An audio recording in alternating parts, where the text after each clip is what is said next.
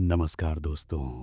मैं हूं आपका दोस्त और भूतिया पॉडकास्ट के इस बेहद ख़ास और रोंगटे खड़े कर देने वाले एपिसोड में आपका स्वागत है।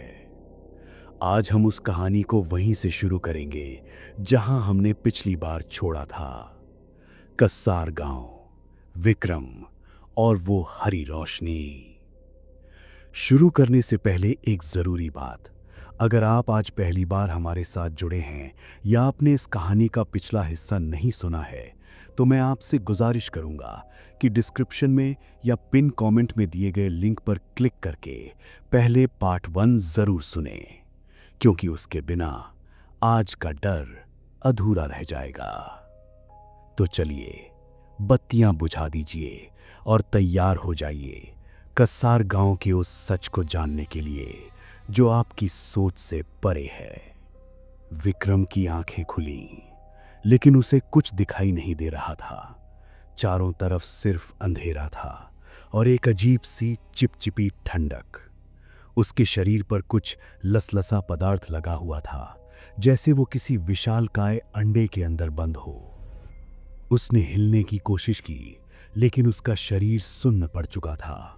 हवा में वही सड़े हुए मांस और ओजोन की गंध थी जो उसने कॉटेज में महसूस की थी। धीरे धीरे उसकी आंखों को अंधेरे की आदत हुई। वो किसी कमरे में नहीं था, वो एक विशालकाय गुफा जैसी जगह में था। लेकिन इसकी दीवारें पत्थर की नहीं थीं, दीवारें धड़क रही थीं। धुक धुक धुक, जैसे हम किसी विशाल जीव के पेट के अंदर हों। ऊपर से हल्की हरी रोशनी आ रही थी और उस रोशनी में विक्रम ने जो देखा, उसने उसकी रही सही हिम्मत भी तोड़ दी। उसके चारों तरफ सैकड़ों पारदर्शी थैलियां लटकी हुई थीं और हर थैली के अंदर एक इंसान था। गांव वाले, रघु काका का बेटा, गांव का सरपंच, सब के सब बेहोश थे। उनकी आंखों पर एक काली झिल्ली चढ़ी हुई थी और उनके सिर के पीछे से एक नली निकलकर उस जीवित दीवार में जुड़ रही थी। विक्रम समझ गया, गांव खाली नहीं हुआ था, गांव को हार्वेस्ट किया गया था, फसल काटी गई थी। तभी विक्रम के दिमाग में फिर वही आवाज गूंजी, बिना कानों के सुनी जाने वाली आवाज, जैसे कोई उसके दिमाग के अंदर खुरच रहा हो। तुम जाग गए छोटे जीव। विक्रम ने घबरा कर इधर उधर देखा। सामने अंधेरे से एक आकृति बाहर आई, वही 7 फुट लंबा जीव, लेकिन अब विक्रम उसे साफ देख पा रहा था। उसका चेहरा सपाट था, कोई नाक नहीं, कोई कान नहीं, सिर्फ 2 बड़ी काली भावहीन आंखें। और वो चल नहीं रहा था, वो हवा में हल्का सा तैर रहा था। विक्रम चिल्लाया, कौन हो तुम? क्या चाहते हो हमसे? हमें मार क्यों नहीं देते? वो जीव विक्रम के चेहरे के एकदम करीब आया, इतना करीब कि उसकी ठंडी सांस विक्रम को महसूस हुई। दिमाग में आवाज आई, मारना मूर्ख, किसान अपनी फसल को मारता नहीं है, वो उसे पालता है। विक्रम कांप गया। फसल? हम फसल हैं? हाँ, उस जीव ने समझाया, जैसे कोई बच्चे को समझा रहा हो। तुम इंसान, तुम भावनाओं के गुलाम हो। जब तुम डरते हो, जब तुम खौफ में चीखते हो, तब तुम्हारे दिमाग से एक रसायन निकलता है। वही हमारा भोजन है, वही हमारा अमृत है। विक्रम को अब सब समझ आ रहा था। वो छलावा, वो भूतों की कहानियां, वो रात में चलने की आवाजें, वो सब नाटक था। ये जीव सदियों से यहाँ थे। ये रूप बदलते थे, भूत बनते थे, ताकि लोग डरें, क्योंकि जितना ज्यादा डर उतना स्वादिष्ट भोजन।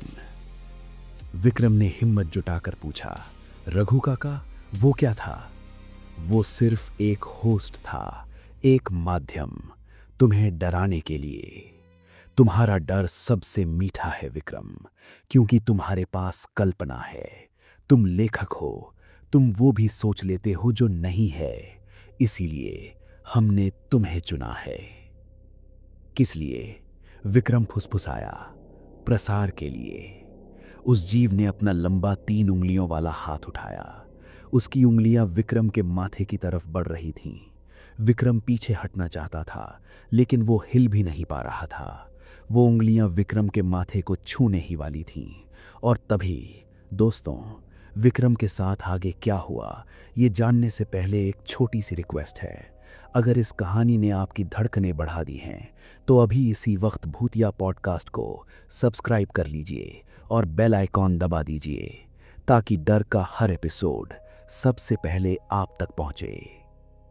कर दिया? तो चलिए वापस चलते हैं उस अंधेरी गुफा में।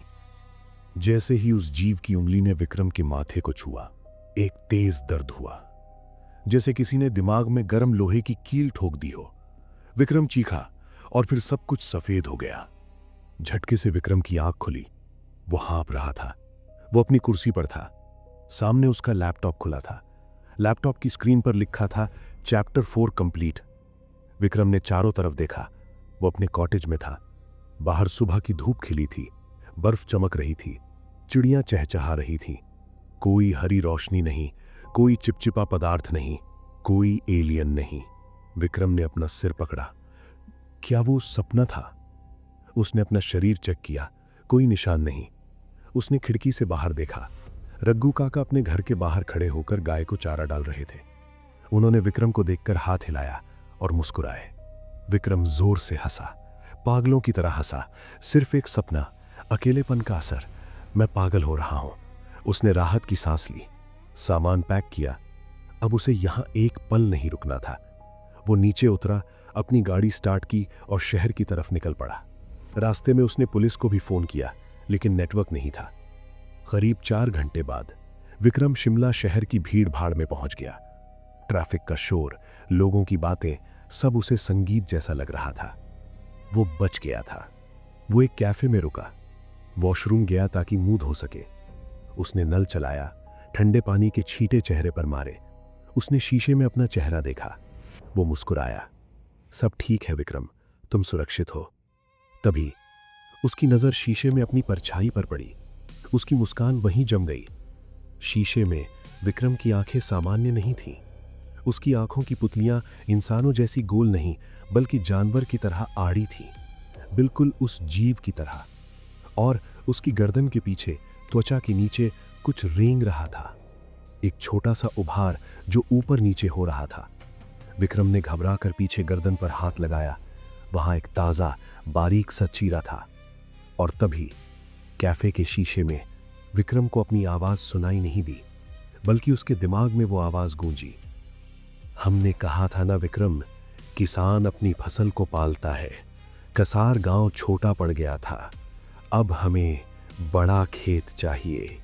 ये शहर हमारी नई फसल है।